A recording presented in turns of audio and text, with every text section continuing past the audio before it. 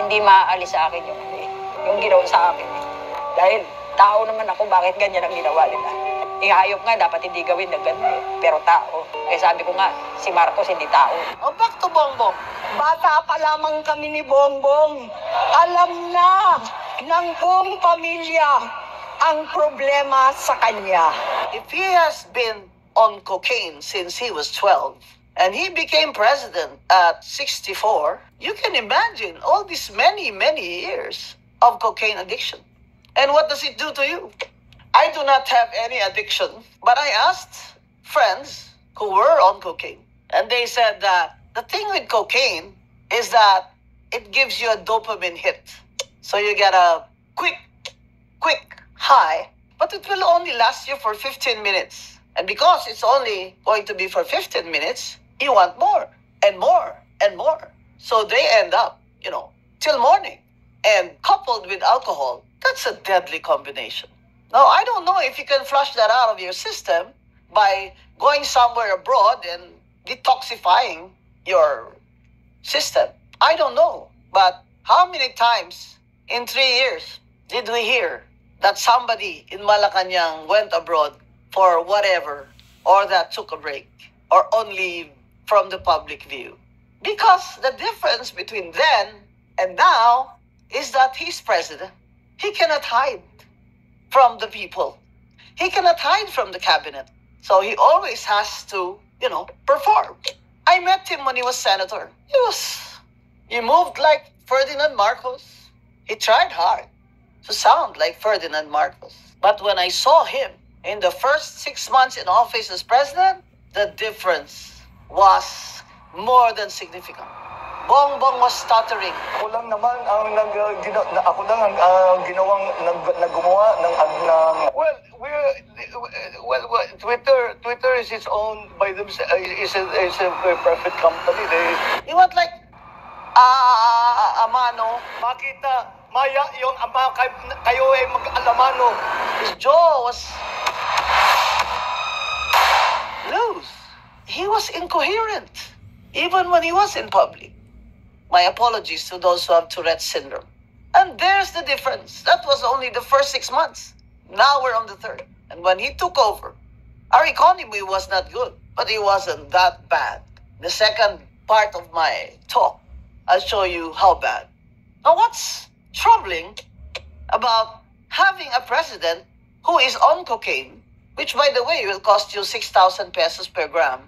So I don't know how much that is per kilo, because they have to use so many grams a day, and even up to morning, without eating. When they stop snorting cocaine, I was told that these cocaine addicts binge. In the Philippines, cocaine addiction is prevalent. We just don't hear about it as much as shabu. Why? Because it's the rich people who are on cocaine. And, it's okay with them because it's part of their lifestyle. Lifestyle ka dyan. Kung cocaine addict ka, kahit gaano ka kagwapo, gaano ka katalino, gaano ka kayaman, wala ka. You cannot make good decisions. You cannot be in your right mind all waking hours. Ito pa, balita ko, yung mga nagko-cocaine na yan, nagwa-wife swapping yan eh. Tsaka girlfriend swapping. Di ba totoo? Kaya kayong nagko-cocaine kayo, yung mayayaman kayo, wag nyo nga kaming etchos-etchos. We're on cocaine because we're rich. Bull. You're on cocaine because you're addicts. You don't say, I only take it once a week. Etchos, once a week ka dyan. Pag nagko-cocaine ka, you cannot stop. That's what I was told by drug addicts and recovering cocaine addicts and recovered drug addicts. Abay, mas okay pa sa inyo ang mga mentally ill people eh. Because they have no choice. Kayo, may mga choice kayo. Tsaka ang yayaman nyo. Alam mo, noon, hindi ko napansin yan eh. Hindi ko masyadong pinag-uusapan yan. Until BBM ran for president. At takot ako. Tinilabutan ako. Although nobody said it up front that they had personal knowledge. Until Senator Amy Marcos came out. It was common knowledge. And it was barkada there. They all know. circles, in the circle nila ng mga rich people, it was common knowledge. Kinilabutan ako. We're gonna have a president who is a cocaine addict. Ninervyos ako. Pero sabi ko, baka naman. Because you know, you always hope for the country. Pero, what did Amy Marcos say? One is, now that he is severely addicted to cocaine, hindi na tama ang mga desisyon niya. Yung bisyo niya na ang dahilan ng pagbaha ng korupsyon, kawalang direksyon, at maling-maling mga desisyon.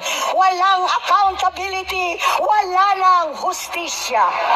Sabi pa ni Amy, Bongbong, Bongit, ikaw pa ba yan? Minsan, napapatanong ako sa sarili ko, ikaw pa ba yan? Si Bongbong ba talaga yung nakikita ko? Because my friends, countrymen and countrywomen, what sets our president apart from all of us is the great responsibility to take care of all Filipinos, to make sure that our lives, especially the poor, are in good hands during calamities, floods, earthquakes, hunger. That's a major, major responsibility that Bongbong Marcos has never had before. He didn't have to choose his clothes, even. And that, I think, he could not bear. I'm not a psychiatrist. I'm not a psychologist. The way I saw him deteriorating in public appearances, wow. I said, this man is not gonna last another 3 years. Will the Filipinos last another 3 years with Bongbong Marcos? Let's talk about that later. His rumored drug addiction was very obvious, such that in the campaign for Leni Robredo, you will remember that I went up the stage in several rallies. I was the only party list nominee who was invited to go up the stage in Leni Robredo's rallies in Cabanava, where I said, hindi kami bangag! Hindi kami bangag! Hindi kami bangag! Hindi kami bangag! Hindi ako bangag. Si BBM bangag. Which is a, common term, di ba? We even use it as a joke. Ano ka ba? Bangag ka ba? At hindi ka nagfo-focus dyan, di ba? Pero, kayong mga bumoto sa kanya, nagsisisi man kayo ngayon o hindi, alam nyo na. Saan tayo patutungo nito? Sa 3 taon pa na si Bongbong Marcos ang ating presidente. Kaya pa ba niya? Praning na siya eh. Kaya pa ba niya? Kaya pa ba niya na half of the Filipinos, according to a survey, are suffering from hunger or have experienced hunger? Kaya pa ba niya na more than 2 million Filipinos are unemployed? Kaya pa ba niya na wala ng foreign direct investments? No matter how many times he goes abroad and pretends that he can attract foreign investments? Kaya pa ba ng mga Pilipino? Kaya pa ba natin to? Ang gutom?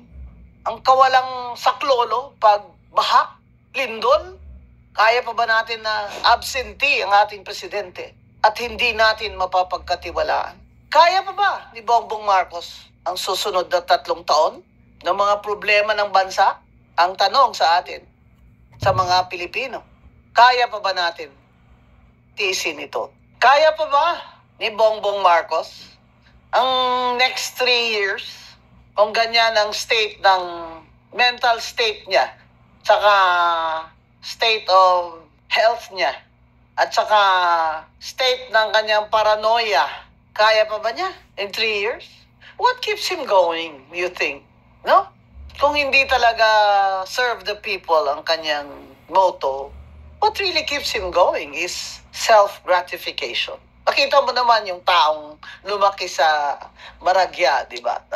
Wala nang kailangan magtrabaho or purpose in life, hindi ba? Kasi ang laki din naman ng pressure, no? Di ba? Tatay mo si Ferdinand Marcos, number 1 sa bar.